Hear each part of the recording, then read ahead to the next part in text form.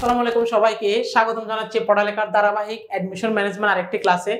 আজকে আমরা সলভ করব ঢাকা বিশ্ববিদ্যালয়ের 2022 সেশনের এমসিকিউ কোয়েশনটা। তোমরা জানো, তোমরা যারা বিশ্ববিদ্যালয়ের প্রস্তুতি নেবা তাদের ক্ষেত্রে প্রশ্ন ব্যাংক সলভের কোনো বিকল্প নেই। যত বেশি আমরা প্রশ্ন ব্যাংক সলভ করতে পারবো তত বেশি আমাদের প্রশ্ন সম্পর্কে ধারণা হবে, এবং অনেক সময় কি হয় বিগত বছরের প্রশ্নগুলো কিন্তু রিপিট আসে। তাই ভর্তি প্রস্তুতি স্টুডেন্টদের জন্য প্রশ্ন ব্যাংকের কোনো বিকল্প নেই। ঢাকা বিশ্ববিদ্যালয় গ ইউনিটের 2022 সেশনের ব্যবসায় সংগঠন ও ব্যবস্থাপনার প্রশ্নটা আমরা সলভ করব। 1 নম্বর প্রশ্নে কি রয়েছে দেখো, যে অংশীদার মূলধন, শ্রম, দক্ষতা ব্যতি রেখে শুধুমাত্র নাম ব্যবহার করার সম্মতির ভিত্তিতে অংশীদার হয় তাকে কি বলে? তাহলে শুধুমাত্র নাম ব্যবহার করতে দিবে, অন্য কিছু যেমন মূলধন, শ্রম, দক্ষতা কিছুই ব্যবহার করতে দিবে না, সেটার নাম হচ্ছে নামমাত্র অংশীদার। এই প্রশ্নটা এসেছে আমাদের অংশীদারের প্রকারভেদ থেকে। তাহলে আমাকে এই প্রশ্নটা আনসার করার জন্য 4টা অংশীদার সম্পর্কে কিন্তু ধারণা থাকতে হবে, নাহলে আমি আনসার করতে পারবো না। তাই আমি সর্বোচ্চ চেষ্টা করব তোমাদের প্রতিটা এমসিকিউ সলভ করানোর সময় যত বেশি তথ্য দেওয়া যায় তত বেশি তোমাদের জন্য উপকৃত হবে।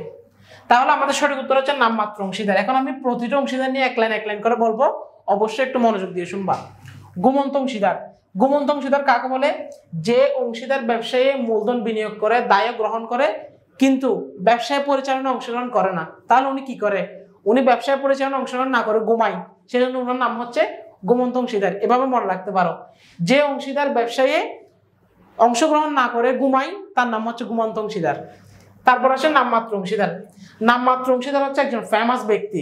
উনি কি করে? মূলধন দিবে না, নিজে কাজও করবে না, তার দক্ষতাও দিবে না, উনি শুধু ওনার নামটা ব্যবহার করতে দিবে, কারণ উনি একজন সেলিব্রিটি। ওনার নামটা ব্যবহার করতে দিবে এবং তার বিনিময়ে কিছু টাকা নিবে, সেটা হচ্ছে নামমাত্র অংশীদার, যেটা আমাদের এই প্রশ্নের উত্তর। তারপরে রয়েছে সীমাবদ্ধ অংশীদার। সীমাবদ্ধ অংশীদার হচ্ছে অসীম দায় নিবে না, সীমাবদ্ধ অংশীদার হচ্ছে সীমিত দায় নিবে।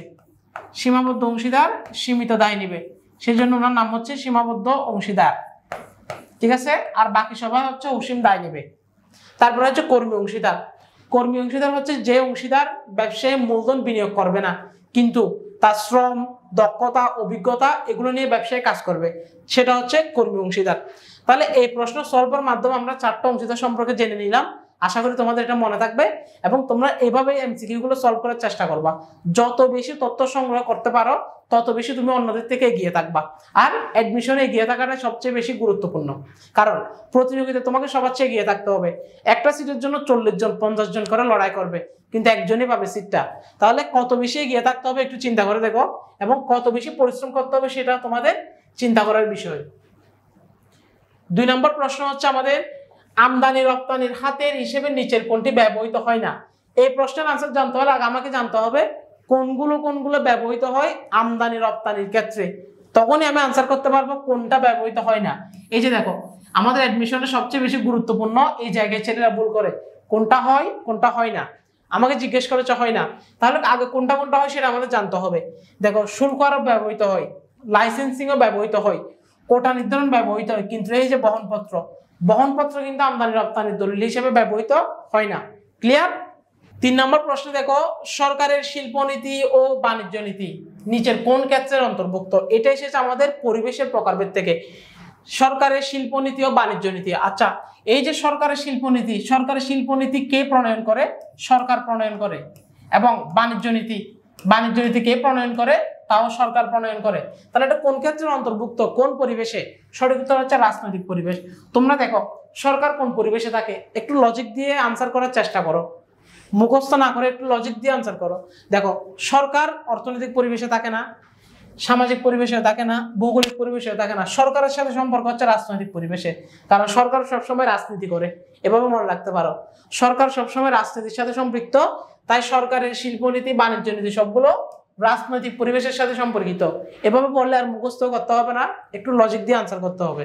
4 নম্বর প্রশ্ন আমাদের রয়েছে, নিচের কোনটি আর্থিক প্রণোদনার উদাহরণ নয়? এই প্রশ্নটা এসেছে আমাদের প্রেষণাদানের দুটোই উপায় রয়েছে, একটা হচ্ছে আর্থিক, একটা হচ্ছে অনার্থিক। আমাকে বলা হয়েছে কোনটি আর্থিক প্রণোদনার উদাহরণ নয়। দেখো, নয় বলা হয়েছে, তার মানে কোনটা অনার্থিক উদাহরণ। আর্থিক প্রণোদনার উদাহরণ নয় মানে আমাকে আনসার জানতে চেয়েছে অনার্থিকেরটা। তাহলে কোনটি অনার্থিক? চিকিৎসা ভাতা হচ্ছে আর্থিক, মুনাফা ভাগ করা আর্থিক, উৎপাদন বোনাস হচ্ছে আর্থিক, কিন্তু এই যে কার্য সমৃদ্ধকরণ এটা হচ্ছে অনার্থিক। তাহলে আমাদের সঠিক উত্তর হচ্ছে বি নাম্বার। তোমরা অবশ্যই প্রশ্ন সলভের ক্ষেত্রে এই যে নয় কোনটি যাবে না এগুলো একটু খেয়াল রাখবা। 5 নাম্বার কোয়েশ্চনের নিচের কোনটি উৎপাদনের উপাদান নয়? আচ্ছা, এটা জানার জন্য আমাদের আগে জানতে হবে উৎপাদনের উপাদান কয়টি। উৎপাদনের উপাদান হচ্ছে 4টি। সে 4টিগুলো কি কি? 4টিগুলো হচ্ছে ভূমি, শ্রম,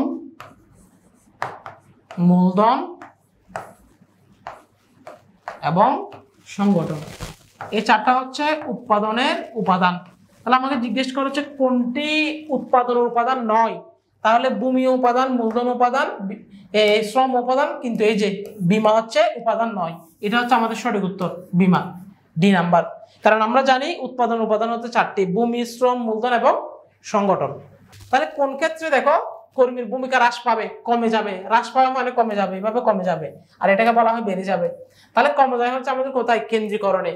কেন কেন্দ্রীকরণে কমে যায়? কেন্দ্রীকরণ সম্পর্কে আমার আইডিয়া থাকতে হবে। কেন্দ্রীকরণ মানে কি? কেন্দ্রীকরণ হচ্ছে একটা প্রতিষ্ঠানের উচ্চ স্তরে যারা রয়েছে তারাই সিদ্ধান্ত গ্রহণ করবে, তারাই নিচের স্তরকে কন্ট্রোল করবে, তারা যেটা বলবে সেটাই হবে, তারাই পরিকল্পনা গ্রহণ করবে। অর্থাৎ কর্মীদের মত প্রকাশের কোনো সুযোগ নেই, সেটা হচ্ছে কেন্দ্রীকরণ। তাহলে কেন্দ্রীকরণ করলে কর্মীদের যেহেতু মত প্রকাশের কোনো সুযোগ নেই, তাই কর্মীদের ভূমিকা হ্রাস পায়। সঠিক উত্তর হচ্ছে কেন্দ্রীকরণ। তাহলে আসলে বিকেন্দ্রীকরণটা কি, এটা আমাদের জানার দরকার। বিকেন্দ্রীকরণ হচ্ছে একটা প্রতিষ্ঠানে সবাই মিলে পরিকল্পনা গ্রহণ করবে, সিদ্ধান্ত গ্রহণ করবে, কর্মীদের মত প্রকাশের সুযোগ দিবে, কর্মীদের স্বাধীনতা দিবে। এই ক্ষেত্রে কিন্তু কর্মীদের ভূমিকা বৃদ্ধি পায়। তাই মনে রাখবা, কেন্দ্রীকরণে কর্মীদের ভূমিকা হ্রাস পায়, বিকেন্দ্রীকরণে কর্মীদের ভূমিকা বৃদ্ধি পায়। আমাকে জিজ্ঞেস করেছে হ্রাস পায় কোনটা, সঠিক উত্তর হচ্ছে কেন্দ্রীকরণ। আশা করি খুব ভালোভাবে বুঝতে পেরেছো। আমি সর্বোচ্চ যত বেশি তথ্য দিয়ে তোমাদের বোঝানোর চেষ্টা করছি। 7 নম্বর প্রশ্নে কোন সালে বাংলাদেশি পিপিপি নীতি কার্যকর করা হয়? আচ্ছা, পিপিপি মানে কি? অনেকে জানে, অনেকে জানে না। তাহলে তোমরা সবাই লিখে নাও। পিপিপি মানে হচ্ছে public private partnership. Public private partnership.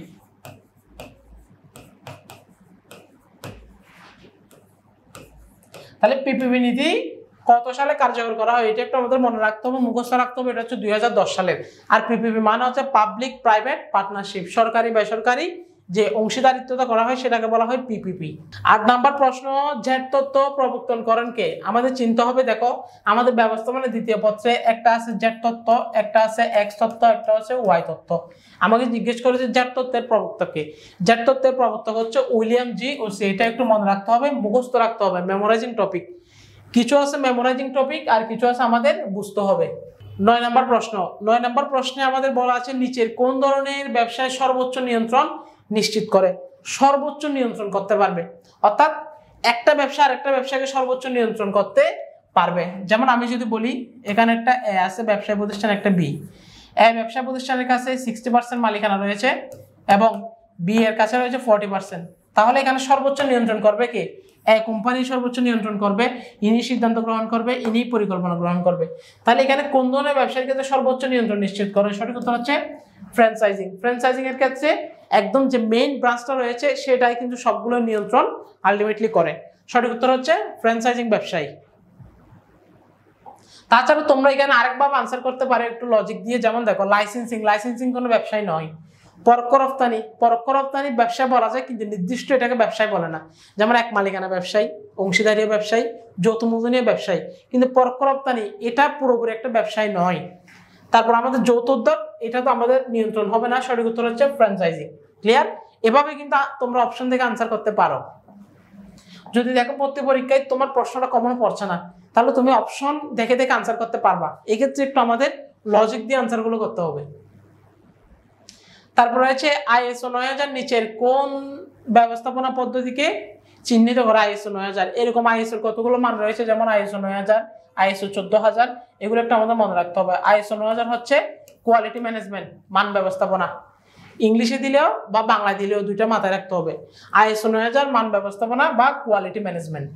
তারপর রয়েছে আমাদের ব্যবসায়িক উদ্যোগের মৌলিক বৈশিষ্ট্য 9 কোনটি। ব্যবসায়িক উদ্যোক্তা, যারা ব্যবসায় গ্রহণের উদ্যোগ গ্রহণ করে তাদেরকে উদ্যোক্তা বলে, এবং এই উদ্যোক্তার মধ্যে কিছু বৈশিষ্ট্য রয়েছে। আমাকে জিজ্ঞেস করা হয়েছে কোনটি মৌলিক বৈশিষ্ট্য, 9 কোনটি। আচ্ছা, মূলধন জোগাড়ের ক্ষমতা, এটা তো অবশ্যই উদ্যোক্তার বৈশিষ্ট্য। উদ্ভাবনী ক্ষমতা, এটাও একজন উদ্যোক্তার বৈশিষ্ট্য। আত্মবিশ্বাস, অবশ্যই এটা একজন উদ্যোক্তার বৈশিষ্ট্য। ঝুঁকি এড়িয়ে চলার প্রবণতা, এটা বৈশিষ্ট্য নয়, কারণ একজন উদ্যোক্তাকে অবশ্যই ঝুঁকি নিতে হবে। যত বেশি ঝুঁকি তত বেশি মুনাফা। আমি যদি ঝুঁকি এড়িয়ে চলার জন্য কি করি, আমি যদি ঝুঁকি এড়িয়ে চলি তাহলে আলটিমেটলি আমি সফল উদ্যোক্তা হতে পারবো না। এরপর রয়েছে আমাদের সর্বশেষ প্রশ্ন 12 নম্বর, শিল্প দুর্ঘটনা প্রতিরোধে ব্যবহৃত পরিকল্পনাকে কি বলে? শিল্প দুর্ঘটনা। আচ্ছা, এই শিল্প দুর্ঘটনা কিন্তু একটা পুরো দেশের সমস্যা, কারণ শিল্পের দেশের আমাদের জিডিপির ক্ষেত্রে শিল্পের একটা বড় অবদান রয়েছে। তাহলে এই শিল্প দুর্ঘটনা আমাদের জন্য কোন ধরনের পরিকল্পনা হবে? পুরো দেশ, যেমন আমি যদি ধরি বাংলাদেশের পুরো শিল্প দুর্ঘটনা নিয়ে আমাদের একটা ব্যবস্থা নিতে হচ্ছে। তার মানে আমাকে পুরো দেশ নিয়ে ভাবতে হচ্ছে, পুরো দেশ নিয়ে চিন্তা করতে হচ্ছে। যখন একটা পরিকল্পনা সমস্ত একটা এলাকা জুড়ে, পুরো অঞ্চল জুড়ে করা হয়, সেটাকে বলা হয় সামগ্রিক পরিকল্পনা। তাহলে শিল্প দুর্ঘটনা হচ্ছে আমাদের পুরো একটা দেশের সমস্যা। সেই পুরো দেশের সমস্যাকে প্রতিরোধ করতে যদি আমরা কোনো পরিকল্পনা গ্রহণ করি, সেটা হচ্ছে সামগ্রিক পরিকল্পনা। আশা করি তোমরা এই যে 2022-23 সালের ঢাকা বিশ্ববিদ্যালয়ের কোয়েশ্চেনগুলো খুব ভালোভাবে অ্যানালাইসিস করতে পেরেছো। দেখা হবে তোমাদের সাথে পরবর্তী কোনো ভিডিওতে। সবাই পড়ালেখার ফেসবুক এবং ইউটিউবের সাথে যুক্ত থাকবা। আমি নতুন কোনো ভিডিও নিয়ে হাজির হব তোমাদের মাঝে। সবাইকে আসসালামু আলাইকুম।